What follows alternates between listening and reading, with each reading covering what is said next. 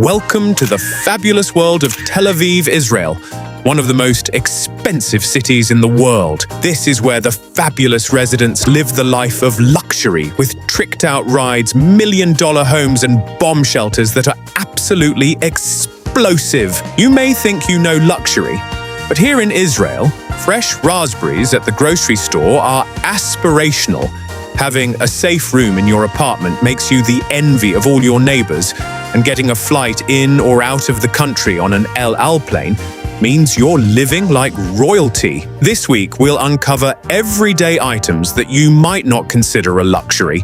That is, unless, of course, you happen to live in Israel. Here's our fabulous host, Margot, to tell us more about the life of luxury.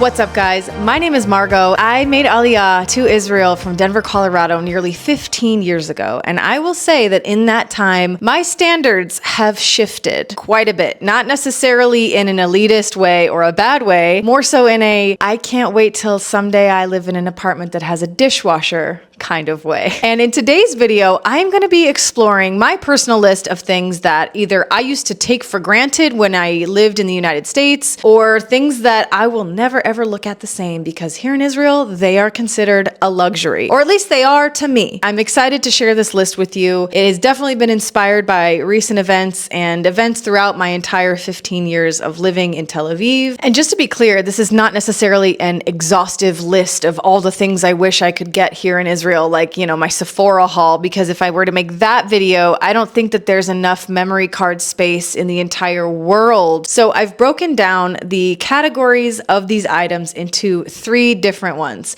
First, we have things in the home that I consider great luxuries now that I live here. The second are some retail things and some unexpected things that may have made that list, so stay tuned for those.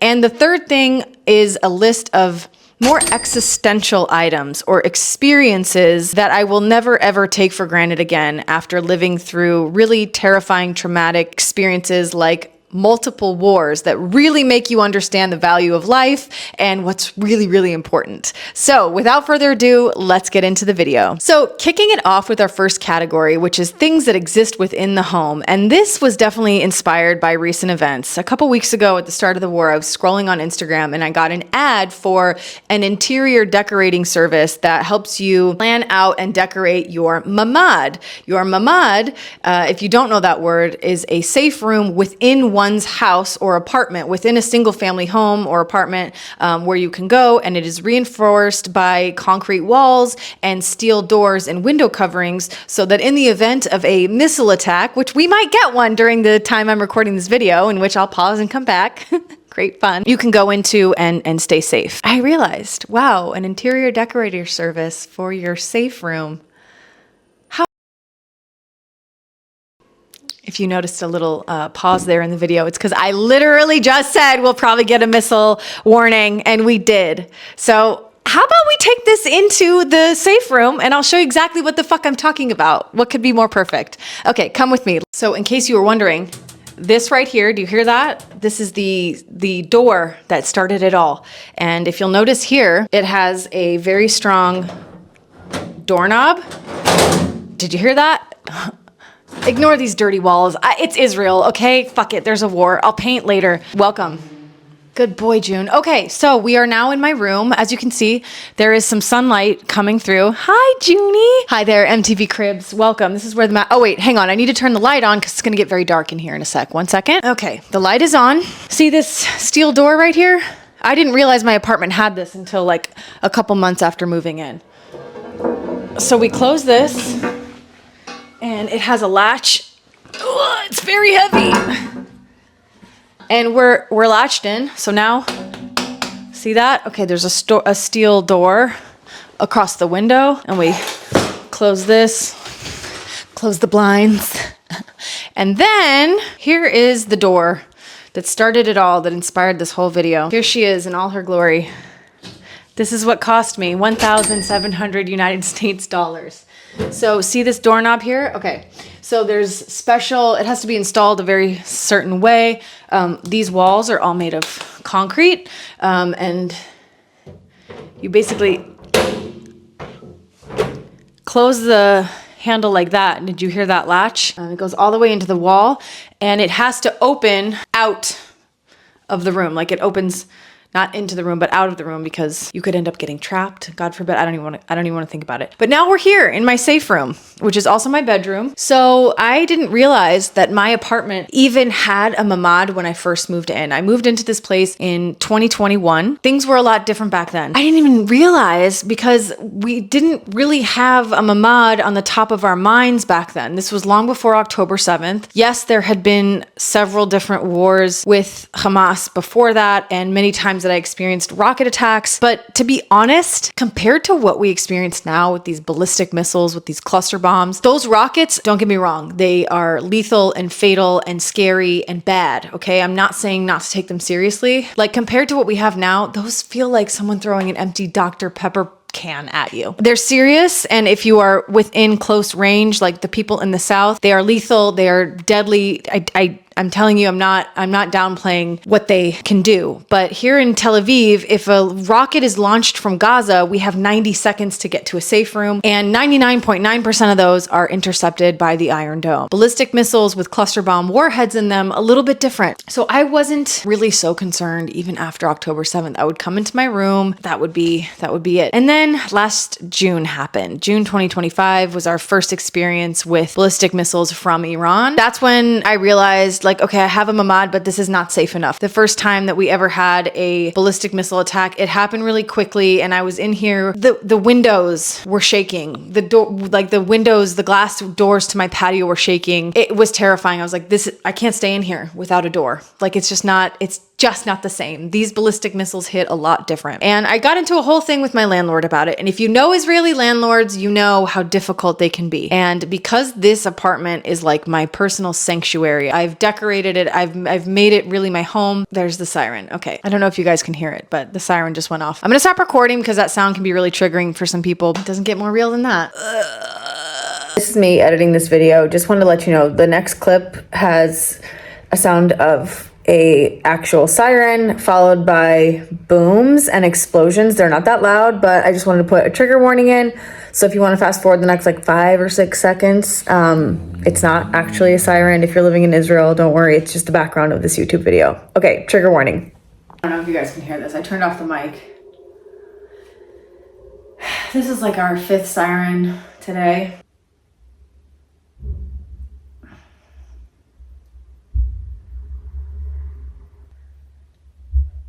I can hear the booms.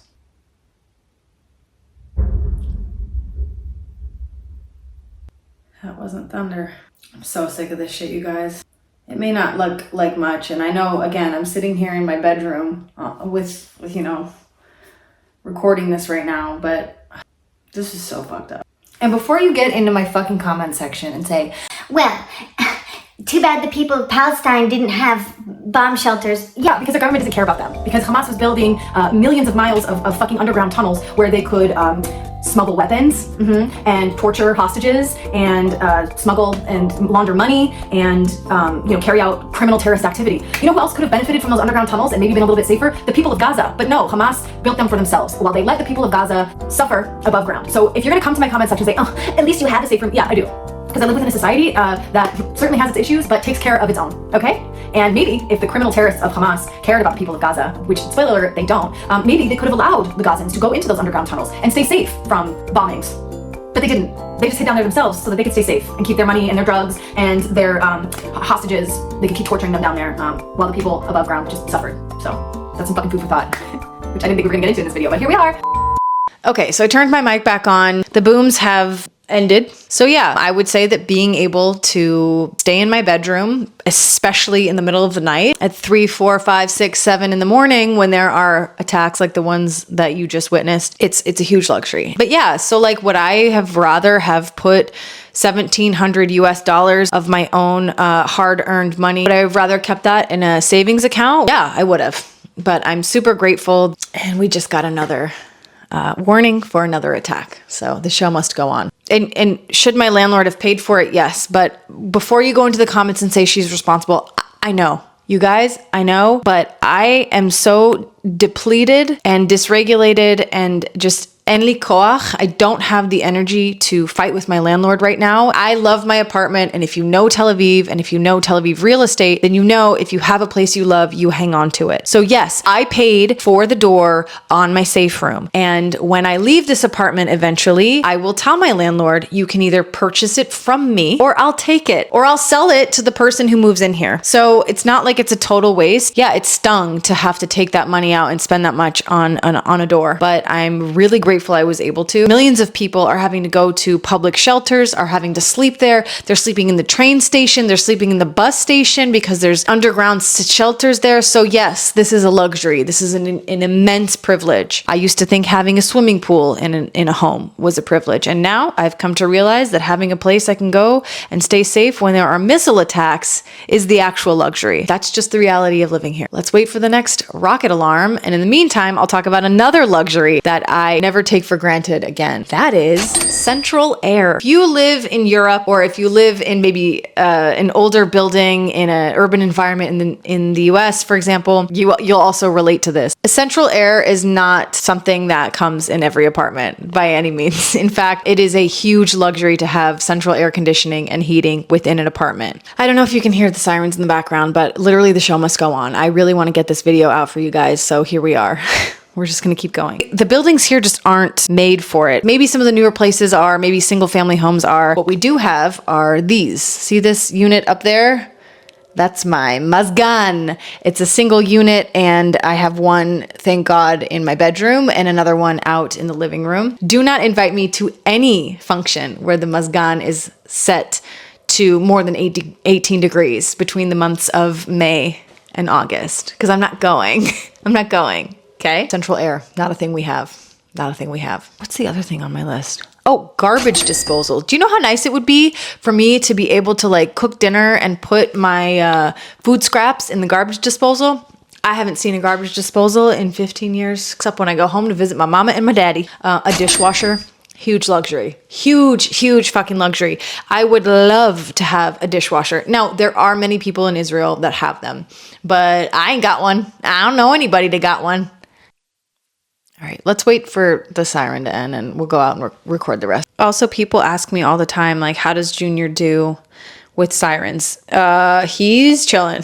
He is such a good boy. He's been hearing the sirens his whole life. I adopted him in 2022. A lot's been going on. We've had quite a few alarms since that time, hundreds probably. So he's used to it and he's very trained. And he was just such a good boy and he just comforts. He's an angel. Hello guys, I am back. I needed to charge my phone and my microphone. There's a lot going on in my environment right now. I know that maybe my lighting or my sound might not always be perfect, but it's more important to me to figure that out along the way as I go and as I grow on my YouTube journey than it is to try and wait until I perfect all of those things and then make these videos for you guys. So I know that I'm wearing a white shirt and it's reflecting off my white desk because I'm using my front facing camera, and that my, background, whatever, it's not all perfect yet. But one thing I have learned is that I can't wait to do something just because the situation around me is not perfect, because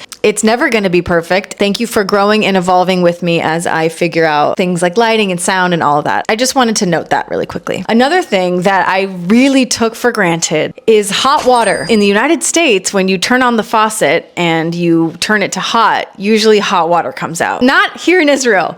So you may be familiar if you've visited here before. There's a thing in Hebrew, it is called a dude. Yes, a dude. Water heater. In the winter, you actually have to turn on a switch or set a timer so that it automatically turns on so that your hot water heater can heat the water. I never had to do that in the US. Maybe other places that's more common, but I definitely take that for granted, especially when I go home and visit and take a hot shower, turn on the hot water, there's hot water. Definitely a luxury. Another luxury, or something that just doesn't happen here, is when you rent an apartment, particularly, at least that's how it is in Tel Aviv. It's the only place I've ever lived or rented. You cannot and should not assume that your apartment comes with something like a refrigerator. You either have to provide your own or purchase it from the person who's leaving the apartment. That's it. The apartments here don't necessarily come with appliances. Part of the reason that things start to feel luxurious is because here in Israel, a lot of times you have to work a lot harder for simple things, which there's a lot to be criticized there about the cost of living, which is also a huge factor. And when you achieve things in this country, you actually appreciate them a lot more. I immigrated to this country. I didn't speak the language when I got here, and I've worked through a lot of really challenging and difficult situations here. It's been very rewarding, and I am super grateful for everything that's led me to where I am, and I appreciate my apartment. Even though it might not be the fanciest, I don't live in a fancy luxury building. This is luxury to me. Very grateful for my home, for my safe room. Yeah. Okay, category number 2. Let's talk retail items. And also I realize food can be part of this category as well. Here's the thing, and I don't mean to sound like such a consumer here, but I'm a girl and I like to shop. When you live here, sometimes shopping for certain things can feel like you're shopping with one hand tied behind your back.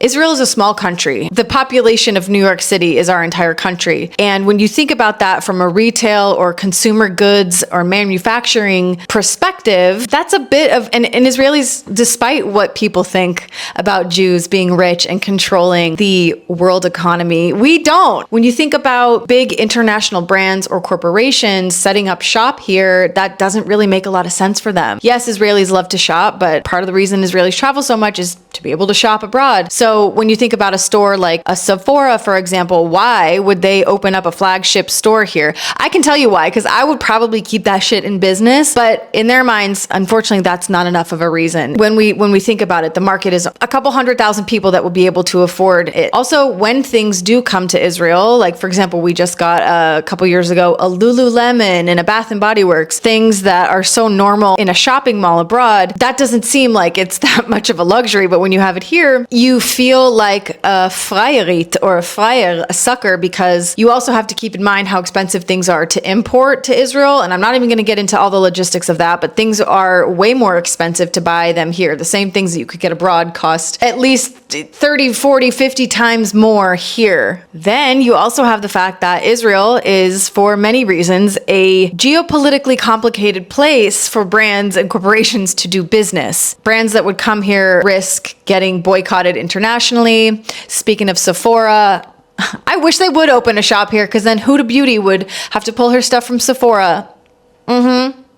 Shout out to Iranian women. Huda, if you know, you know. For global retailers, it's just not worth the risk. It's not. We do have stores here. Don't get me wrong. I'm not saying we live in the shtetl and we have to go 10 miles uphill both ways just to get a pair of shoes. It's not like that. There are many retailers here, but it's complicated. I remember when I first moved here, 2011, it was such a big deal that the Forever 21 opened at the Azrieli Mall. I even got into it. I had just come from America, but I was like, well, I gotta go see it. And when we got an H&M in Israel, huge deal. Things have improved a lot since I moved here. I still prefer to do a lot of my shopping back in the US, as I'm sure all Olot can relate. You usually take an empty suitcase and come back with all the things that are 10 times more expensive or not available here. Here's another thing that I consider such a luxury is Amazon Prime. Again, I don't want this video to turn into, Oh my gosh, my life is so hard because I can't go to Sephora and order stuff on Amazon.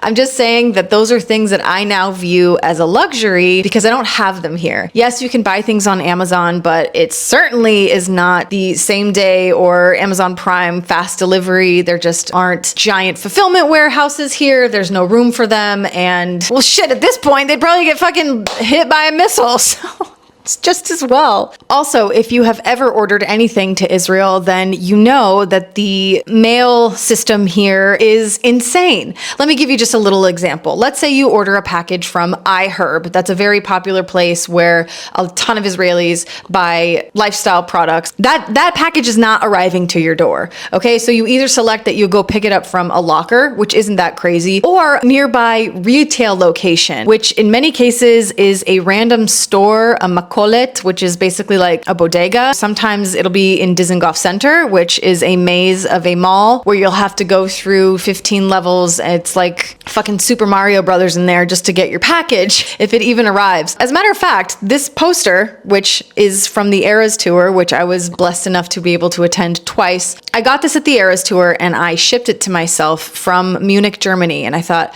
it doesn't fit in my suitcase and I'm gonna ship it, and that's the smart thing to do because I don't want to accidentally leave it on the plane or get it ripped. They lost my package for months, and I just was like, my one-of-a-kind Eras Tour poster that you can only really get at the specific show that you're at.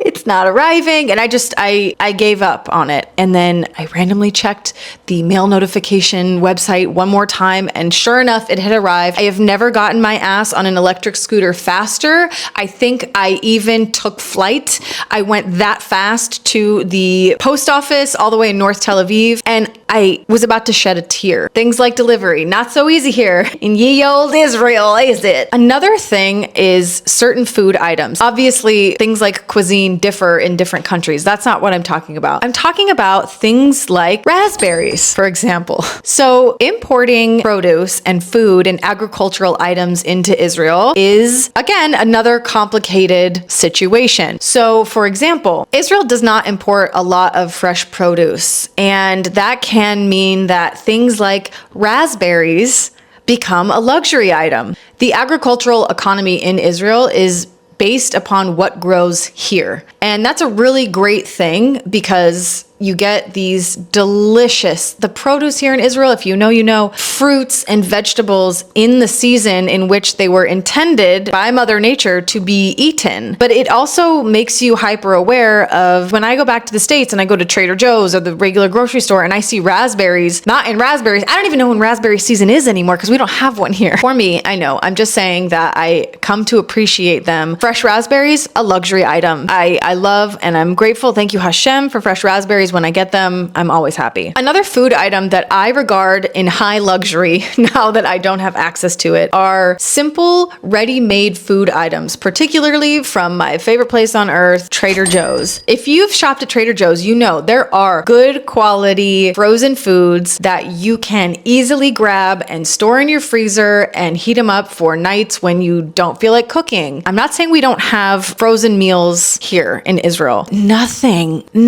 will ever compare to a Trader Joe's microwavable enchilada. I'm sorry, we just don't have that. Or those amazing bags of microwavable frozen brown rice that you can pop in 5 minutes later, just have a full serving of rice ready to be made for dinner. The Israeli palate is obviously very different, and that's a good thing. I'm not saying that the food here is not good or anything like that. Sometimes I just miss those delicious, and yes, there are healthy options and a lot of them are kosher too. A Trader Joe's meal, you can just pop it in. I miss that. The hash browns. Oh my goodness. What a luxury. I mean, who needs a Michelin star when you've got Trader Joe's hash browns that you can put in the air fryer and just oof. Makes me feel like a billionaire when I eat that shit. Frozen waffles. Luxury. And I think a big reason for that is something that I have observed is that Israel has a very strong homemade food culture and palate. Babes, we still live in the Middle East and we still live in a patriarchy, and let's not pretend that the homemade food thing isn't rooted in that. Hear me out. Walk with me for a second, please.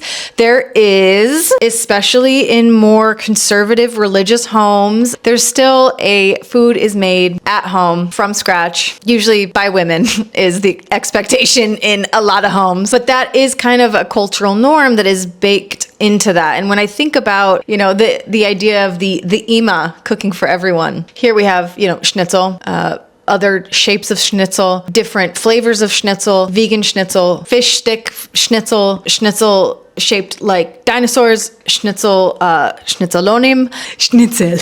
Okay? Ima's little nasikh, he's gonna get his schnitzel. And this one is kind of personal for me because as a single child-free by choice woman, the ability to have a convenient meal that I don't have to cook for myself or anybody else is, I value that. And that would feel like a luxurious experience right now. I want to talk about more of the existential things that happen in life that I will never take for granted again and will feel like a special luxurious experience when I get to have them. Being able to get on an airplane and travel. Since the war and even before, most of the major carriers have stopped offering flights to Israel. They say it's because of safety concerns. A lot of it is also just a silent boycott, that they're able to kind of use the missiles and the war situation as a more PR friendly way of saying, well, if we start flying to Israel, people will stop buying plane tickets. So that means that you are left with El Al. I feel like my vein is starting to pop just when I think about El Al. Which, okay, God bless them, okay? National carrier of Israel, but they have been gouging prices. There's even an active lawsuit against them for increasing prices after October 7th. It is still an Israeli-run company, so that means customer service doesn't exist. But it's what we have.